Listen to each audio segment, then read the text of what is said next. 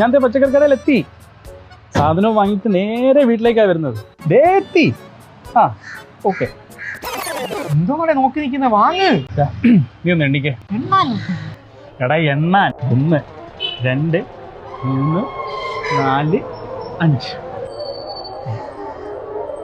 നമ്മളെ ഇവിടുത്തെ പച്ചക്കറി ഒന്നും തീരെ ഫ്രഷ് അല്ല കേട്ടോ, ആകെ അളിഞ്ഞിരിക്കുന്നു.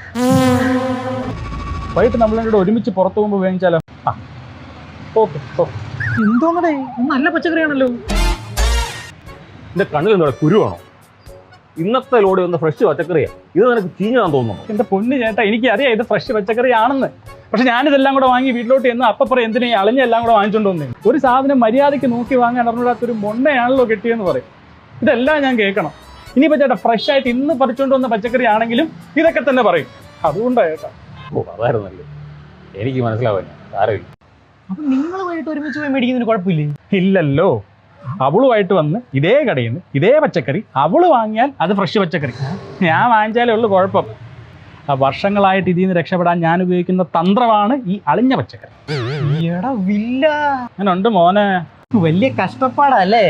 നിനക്കറിയോ, ഒരു വെണ്ടയ്ക്ക വാങ്ങിക്കാൻ എനിക്ക് പേടിയാ. എൻ്റെ ട്രോമയായത്. നല്ല ഒന്നാന്തരം വെണ്ടയ്ക്ക വാങ്ങിച്ചുകൊണ്ട് കൊടുത്താലും അത് ഒടിച്ചിട്ട് പിഞ്ചാണെന്ന് പറഞ്ഞ് എന്നെ ചീത്ത വിളിക്കും. എടാ വെണ്ടയ്ക്ക വാങ്ങുന്ന ട്രോമയാന്ന് പറഞ്ഞ് എനിക്ക് വല്ല തെറാപ്പിസ്റ്റിനെ പോയി കാണാൻ പറ്റുമോ?